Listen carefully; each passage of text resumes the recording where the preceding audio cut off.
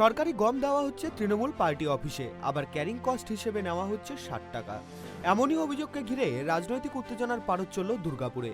ঘটনাস্থল দুর্গাপুর নগর নিগমের 19 নম্বর ওয়ার্ডের অধীন বেনাচিতির রামকৃষ্ণপল্লী এলাকা। স্থানীয় তৃণমূল পার্টি অফিস থেকে দরিদ্র সীমারেখার নিচে বসবাসকারীদের মানুষদের জন্য গম দেওয়ার কাজ শুরু হয়েছে। অভিযোগ, 19 নম্বর ওয়ার্ডের তৃণমূল পার্টি অফিস থেকে সেই সরকারি গম দেওয়া হচ্ছে। এমনকি পার্টি অফিসের ভেতরেই সরকারি গম মজুত করে রেখে দেওয়া হয়েছে বন্টনের জন্য। নির্দিষ্ট রেশন ডিলার ছাড়া কিভাবে সরকারি গম শাসক দলের পার্টি অফিস থেকে দেওয়া হচ্ছে, এই প্রশ্নের উত্তর দিতে গিয়ে ফোনে বেজায় চটে গেলেন স্থানীয় 19 নম্বর ওয়ার্ডের তৃণমূল কাউন্সিলর তথা দলের জেলা নেতা প্রভাত চট্টোপাধ্যায়।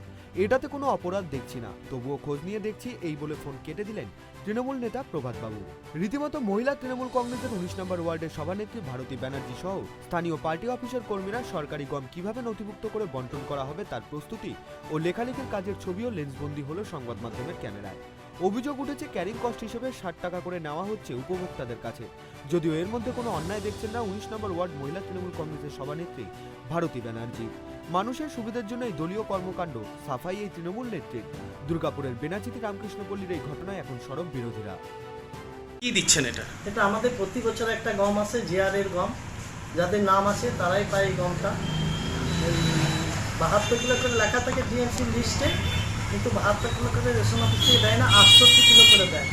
তার জন্য এই যে এখানে লেখা আছে, যে যত পারে সে লিস্ট লেখা আছে। আমাদের 22 জন পাই, সেই 22 জনকে ফোন করেছিলাম, তারা আসছে, এসে নিয়ে যাচ্ছে তাদের গম। যতটা পাবে সে ততটা ব্যবস্থা করে দিচ্ছি, প্লাস এক্সট্রা যেটা কিছু পাবে, হয়তো একটা বস্তায় 56 কিলো বা 58 কিলো আছে, বাকি যেটা খুচরোটা পাবে আমরা এই কাঁচি কেটে বস্তাতে খুলে যে 5 কিলো ওজনের একটা জায়গায় এনেছি দোকান থেকে, সেটা থেকে মেপে। এটা কোন জায়গা থেকে দেওয়া হচ্ছে? এটা রামকৃষ্ণপল্লী, আমরা এই রাস্তায় দাঁড়িয়ে দিচ্ছি। না, যেটা পার্টি অফিস থেকে দেওয়া হচ্ছে, এটা কারণটা কি? বৃষ্টির জন্য বা কিছু? বৃষ্টি পড়ছে বলে এখন ঢুকিয়ে নিলাম যে গমটা ভিজে যাবে, তাহলে আমাদের বাইরে রেখেছিলাম, ওইখান থেকে এনে বাইরেই নামিয়েছিলাম রেশন অফিস থেকে এনে। যেহেতু বৃষ্টিটা পড়ছে গমটা নষ্ট হয়ে যাবে, সেই জন্য আমরা এখানে ঢুকিয়ে এখন দাম সবাইকে ডাকা হয়েছে, দলের সব পাড়ার যেটা ছেলে মেয়েরা আছে সবাই মিলে একসাথে আমরা দিচ্ছি। সিপিআইএম এর জেলা সম্পাদক মণ্ডলী সদস্য পঙ্কজ রায় সরকারের দাবি, এটাই তো দুয়ারে সরকার, যেখানে চুরি ডাকাতি সব হবে। একই অভিযোগে সরব হয়েছে জেলা বিজেপি ও কংগ্রেস নেতৃত্ব। যদিও বিরোধীদের পাল্টা কটাক্ষ করে জেলা তৃণমূল কংগ্রেসের সহসভাপতি উত্তম মুখোপাধ্যায়ের প্রশ্ন, এটা সরকার দলকে কলুষিত করার জন্য কোনো নোংরা ষড়যন্ত্র নয় তো? ওটা সরকারি গম ছিল তো? বিড়ম্বনা অস্বস্তি এই দুই এড়াতে পাল্টা প্রশ্ন তৃণমূলের জেলা নেতৃত্বে। দেখুন, প্রথম কথা হচ্ছে পশ্চিমবঙ্গে তৃণমূল আর সরকার সব মিলেমিশে একাকার হয়ে গেছে। সরকারি সম্পত্তিও এখন তৃণমূল কংগ্রেসের বাপুতি সম্পত্তিতে পরিণত হয়েছে। তারা জানে বহু বিরোধী দলের লোক আছে, তারা তাদের রাজনৈতিক কর্মকাণ্ডে হয়তো অনেকেই তার মধ্যে যুক্ত থাকেন না, তারা পার্টি অফিসে নিতে আসবে না, স্বভাবতই সেই গমগুলোকে তারা করে কমে খেতে পারবেন। এবং তাদের যে রাজনীতি, এবং সেখানেও দেখছেন যে এরা বিভিন্ন লোকের কাছ থেকে পয়সা তুলছে, স্বভাবতই তারা একটা তোলার রাজনীতি। এর মধ্যে সরকারি জিনিস বন্টন করতে কোনো পয়সা লাগে না। এই দিদিমণি বলেছিলেন দুয়ারে রেশন, যিনি বলেছিলেন দুয়ারে রেশন, সেই রেশনকে তৃণমূলের পার্টি অফিসে কি করে চলে এলো, সেটাই তো বড় প্রশ্ন। এই জন্য তৃণমূলের প্রতি মানুষ এখন বীতশ্রদ্ধ হয়েছে এবং মানুষকে আরও বেশি এরা একটা অন্ধকার জগতের দিকে নিয়ে যাওয়ার চেষ্টা করে।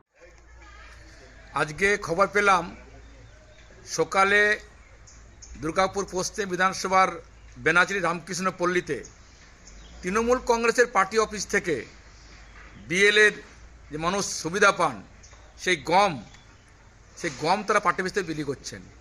এলাকার কাউন্সিলর, এলাকার নেত্রী, তৃণমূল নেতা তারা বিলি করছেন। মনে হয় যেন তারা বাপের সম্পত্তি দিচ্ছেন। এখানে তৃণমূল কংগ্রেস ভুলে গেছে যে দল আর সরকার আলাদা, প্রশাসক এবং দল আলাদা, তাই পুলিশ, গুন্ডা, তৃণমূল এক হয়ে গেছে। আর তারা ভুলে গিয়ে পড়ে দলীয় কালচার, নীতি, নিয়ম সব ভুলে গিয়ে পড়ে তারা সরকারের প্রতিনিধি হিসাবে পার্টি অফিস থেকে গম বিলি করছে গরিব মানুষকে, যে তারা নিজের সম্পত্তি দিচ্ছেন। কেন্দ্র সরকারের জিনিস, রাজ্য সরকারের জিনিস পার্টি অফিসে দেওয়া যায় না, সরকার অফিসে দিতে হয়, তারা ভুলে গেছেন। চরম দুর্ভাগ্য দুর্গাপুরের মানুষের। প্রশাসককে বলবো, পুলিশকে বলবো, ইমিডিয়েট ব্যবস্থা গ্রহণ করুন, নাহলে বিজেপি কিন্তু ছেড়ে কথা করবে না। যা যা করতে হয় ব্যবস্থা গ্রহণ করতে হয়। এসডিওকে চিঠি, থানাকে চিঠি, আন্দোলন সব আমরা করবো। দেখুন, অভিযোগ একটা এমন জিনিস, মিষ্টির দোকানে যেরকম মিষ্টি তৈরি করে না, সেরকম দুর্গাপুরে অভিযোগ তৈরি করা হচ্ছে। হয়তো কোনো কারণবশত যেখান থেকে দেওয়ার কথা সেখানে হয়তো বৃষ্টি থেকে বাঁচতে যাতে গমটা ভিজে না যায়, কোনো একটা নিশ্চয়ই কারণ থাকবে। কিন্তু যারা আজকে এইসবগুলো তৈরি করছে তাদেরকে অনুরোধ করছি, নিন্দা তৈরি করে ভারতবর্ষকে বাঁচিয়ে আমরা যাতে 2024-এ পরিবর্তন করতে পারি, তার জন্য চলুন একসঙ্গে গলা মিলিয়ে মা মাটি মানুষের নেত্রী, বাংলার মা মমতা বন্দ্যোপাধ্যায় যে উন্নয়নে ভারতবর্ষে প্রথম হয়েছেন, তার জয়ধ্বনি দিয়ে আমরা এগিয়ে চলি। বিরোধীরা বলছে যে এটাই তো দুয়ারে সরকার। দেখুন, বিরোধীরা কি বলছে সেটা যদি হয় তাহলে তো হিন্দি সিনেমায় হিরো হিরোইন থাকতো না, বিরোধী যিনি ভিলেন থাকতেন তিনি তো হিরো হয়ে যেতেন। এটা ওনাদের ভূমিকা ওনারা পালন করছেন। আমাদের ভূমিকা পালন হচ্ছে আমরা উন্নয়ন করব, মানুষের সঙ্গে আছি, মানুষের সঙ্গে থাকব, আমরা আগামী দিনে লড়াই করব। সরকারি গম দেওয়াটা কি তৃণমূল পার্টি থেকে ঠিক কাজ আছে? না, দেখুন, নিশ্চয়ই কোনো কারণ থাকতে পারে। প্রথমত কারণ হচ্ছে সরকারি গম কিনা, দ্বিতীয় কারণ হচ্ছে তিনি হয়তো কোনো জায়গায় জলের হয়তো ভিজে যেতে পারে, সেখান থেকে বাঁচতে কিছু একটা কারণ থাকতে পারে, সেই কারণটা উনিই বলতে পারেন। তবে বিপিএল তালিকাভুক্ত মানুষজনদের জন্য বরাদ্দ গম রেশন দোকানের বদলে কিভাবে তৃণমূল পার্টি অফিস থেকে দেওয়া হলো সেটা নিয়ে উঠছে বিস্তর প্রশ্ন। দুর্গাপুর থেকে আকাশ খানের রিপোর্ট, ট্রাইব টিভি।